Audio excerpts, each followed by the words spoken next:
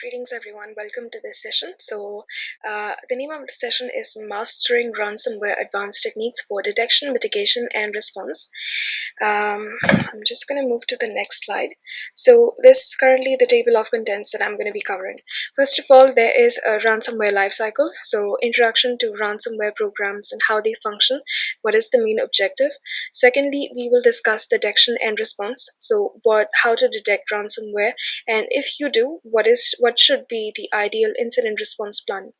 And thirdly, we will discuss some real case studies and lesson learned. So these are basically recent high profile attacks that have been done on many companies, and we will also discuss some of the lessons learned. Let me start with the first one, ransomware lifecycle. But I will first of all start with who am I. My name is Ankshita Maunthrooa. I'm currently working as a security consultant in the beautiful island of Mauritius. For those who don't know, it's basically a very small island right next to the Indian Ocean, basically right next to Africa. And I've previously worked as a security engineer in a financial institution, as a cybersecurity consultant in a Big Four company, and I started my career as a security operations center analyst. In my free time, you would generally see me scrolling the latest alerts and attacks. I also recently developed some interest in malware. Malware researchment. So yeah, that's a bit on who I am. So let me just move to the first one. So basically, what is ransomware? And how is it distinct from other malware? Ransomware is basically a type of malware that is working on the basis of encryption. So it basically encrypts a victim's data for ransom or financial extortion. Basically, the main motive is money. And why is it thriving today? It's because it's basically so easy to target people with ransomware. Right now, ransomware programs are being rented out, and many cyber criminals, even though they might not have the complete operational knowledge, but they can still rent out the software and target several companies. Secondly, is because the payment methods are anonymous. You know, when you use Bitcoin or cryptocurrency, which is very hard to track, it becomes very easier to extort your victims. And lastly, of course, because exploitation of weak security that provides major attack vectors, as with any other cyber attack. So that's a bit on what ransomware is. Now, let's see the ransomware evolution. Basically, it started with encryption. The first ransomware which was ever developed used XOR and ROT13, which could be reversed, but right now we have advanced encryption algorithms which are much difficult to reverse without a key. And some common encryptions which are currently being used in ransomware are, for example, the Advanced Encryption Standard and RSA. But most commonly, when I have worked with reverse engineering of ransomware, I have seen that there's a hybrid, which is actually much easier to encrypt and very hard to crack. So this is something that is still coming forward in the most recent malware being developed. So that's them. Let me now just move to the ransomware lifecycle. So this is basically just giving us an overview on how basically ransomware starts. Some common entry points include phishing, remote desktop protocol, and of course the exploits or the current weaknesses that already exist in your organization and have not yet been remediated. First of all, it starts with delivery. So many attackers definitely use phishing. This is the most common type of distribution or distribution, let's say, angle that they look for. There's also malvertising. So malvertising of legitimate software. Uh, many other softwares, including I think Git files, which are just put out there as legitimate software files. They could be free, they could be crack software. So these are one of the ways. And of course, many basically high profile attacks still work on information gathering and then exploiting the vulnerabilities that exist in your system. The second method, of course, comes on the execution and encryption. So basically, all the ransomwares generally execute in memory. That way, they can evade detection. And of course, as we already discussed, they use extremely sophisticated encryption algorithms which are hard to crack. The third step is that they do a bit of lateral movement. So they are exploiting the SMB protocols. They are stealing credentials. They are getting to know more about the environment. In one specific case, I think recently, the ransomware attacked after having 3 years of access, to an organization's internal servers and equipments. So this is also present. And then finally, they drop the ransom note, when they are completely prepared to attack you or cover you completely, and they know that you will not have a way out. So this is when they will drop ransom note and use Tor as a payment method, for example. So, what are the rapid propagation techniques? First of all, of course, there's lateral movement and worm like behavior.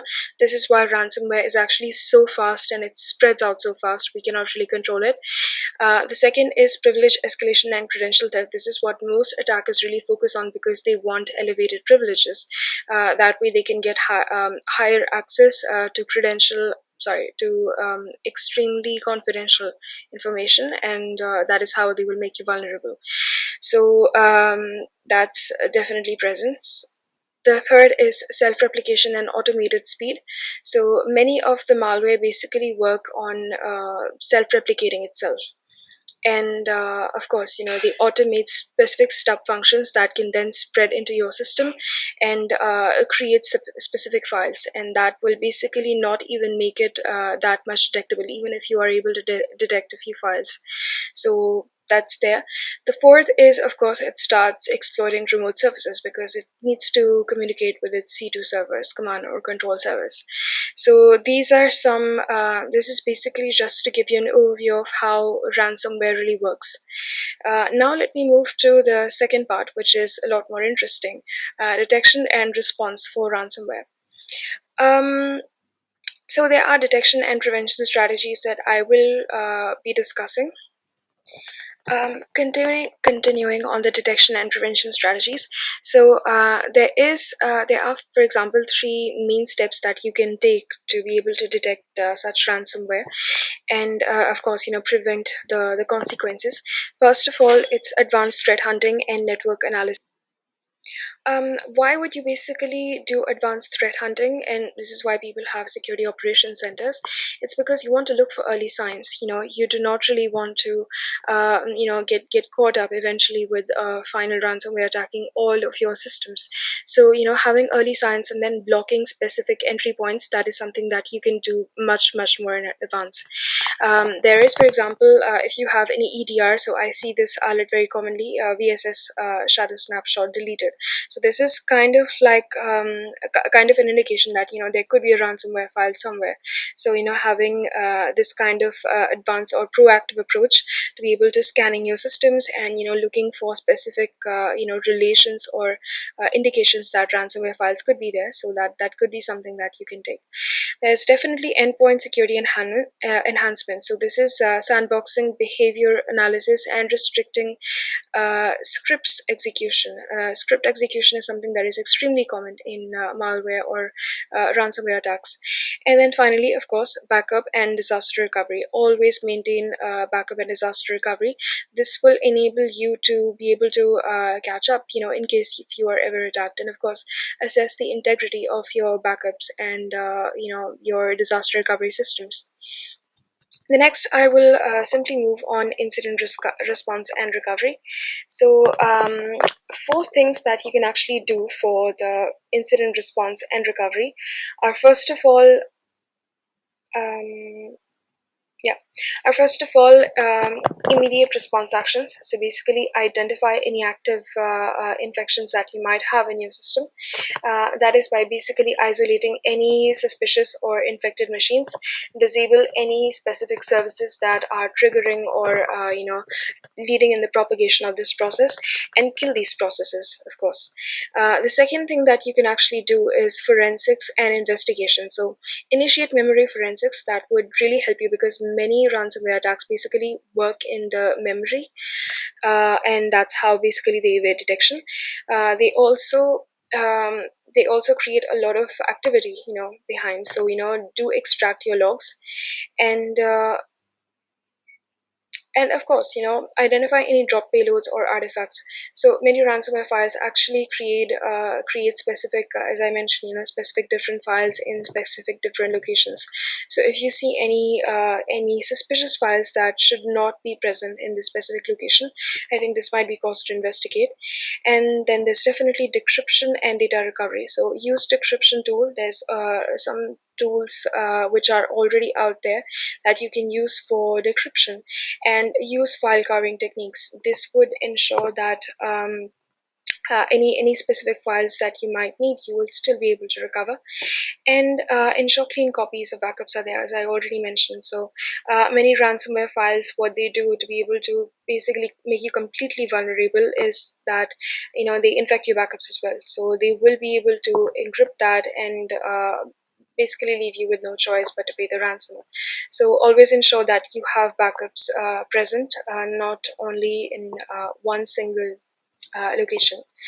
And then, of course, you might want to consider some legal and compliance considerations. If you are ever attacked, the first thing that you should look toward is avoiding to pay the ransom. Definitely report the attack to the law authorities of your country and contact cyber insurance. And if you do not probably have cyber insurance, I think this might be a good time, specifically if you are an institution that might be vulnerable to attacks, like a financial institution, like a bank. So these are the kind of steps that you can definitely take already. So yes, that is present. Now let me move to the real case studies and some lessons learned. So I want to talk about some of the attacks that have been present.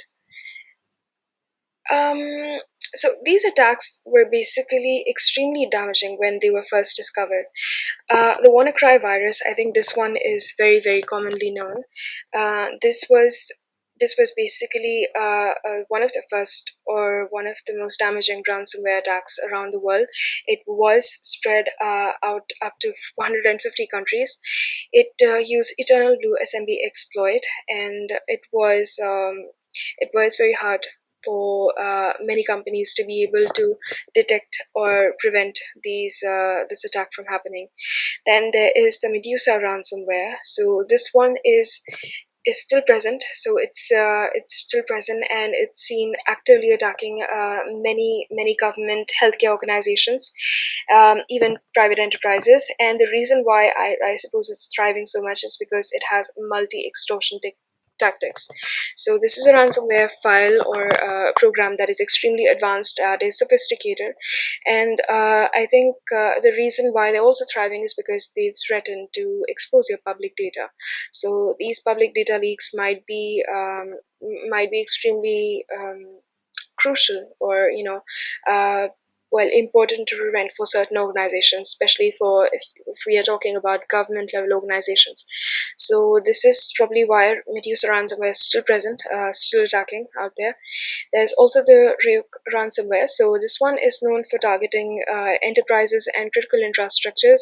It was delivered via the Trickbot and Bazaar Loader, and it was operated by Wizard Spider. So that's a bit about these attacks, but let's dive a bit deeper into the attack tactics, techniques, and procedures, also commonly known as TTPs, observed for these case studies.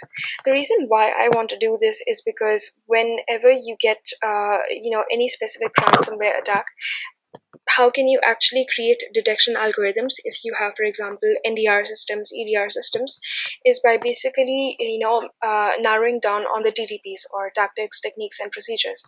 Because every ransomware, it's not very common for ransomwares to be copying functions.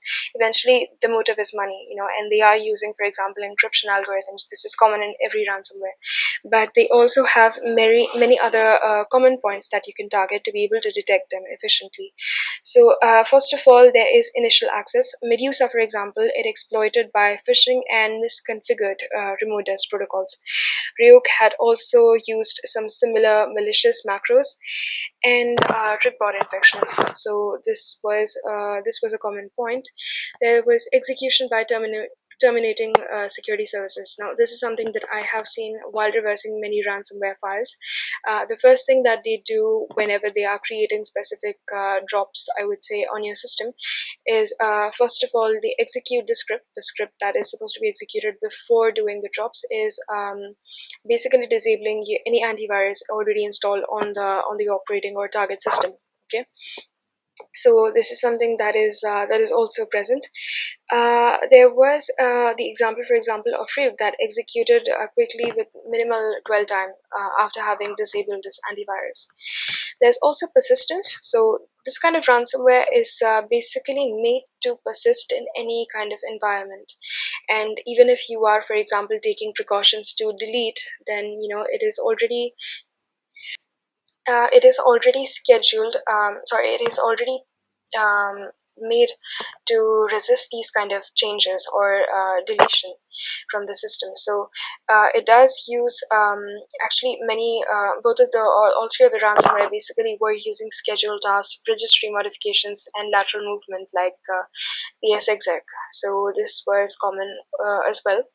There was exfiltration and extortion as well. So Medusa basically employs multi-extortion tactics, as I already mentioned, publishing stolen data if ransom is not paid, and Ryu basically primarily focuses on high value ransom payments. So this is also there, but specific functions that might trigger to this, for example, creating several jobs that could be a very strong indication to start investigating. So now let me go to the lessons learned directly. Um, why are we basically discussing the lessons learned are because many of these attacks could have been avoided if a little more focus had been put on the security weaknesses and, of course, strengthening the security posture. Many companies are still out there, and I see, for example, as a consultant, that many companies are doing these specific audits very regularly, but they are not really focusing on remediating the current weaknesses that they have, or even if they do not go back to that or look at, for example, the most recent vulnerabilities which are popping up. So of course, having a level of threat intelligence, having a level of contextual analysis on your own organization, what kind of servers are there going, are they still up to date, are they patched? So these are some specific rules or specific measures that you can take to prevent such attacks. Now, in the case of, for example, Medusa, okay, attackers were threatening public data exposure. So, what Medusa did was basically taking all the information, all the critical information from a government system or any specific other system. They had, first of all, already basically they already had a point against the organization. So against the public data exposure, and in between, for example, deciding to go with any other solution, this was about damaging the reputation of the organization, and that is how they basically got a leverage on convincing to having paid the ransom. So yeah, this is also new. Attackers now threaten public data exposure, and this could be a very critical thing that you want to think about. There's also Ryuk, which is using infections with RDP brute force, and this is very common in many types of malware that's spread out there. Regular patch management and monitoring are extremely crucial if you want to protect your organization. Both Medusa and Ryuk could have been avoided if they had not basically exploited weaknesses that could have been remediated from your side. So this is one step that you can also take to basically not put yourself in a vulnerable position if there are attackers out there, and there always are, which are looking at your organization or basically doing a lot of research and information gathering on you. So these are probably one of the first few things that they will target. Okay.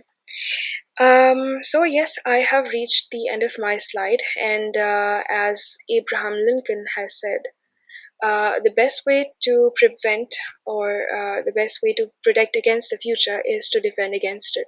So I know that this slide might not be as visible, but the point of saying this is that you always have to prepare in advance for whatever consequences that you might have in the future.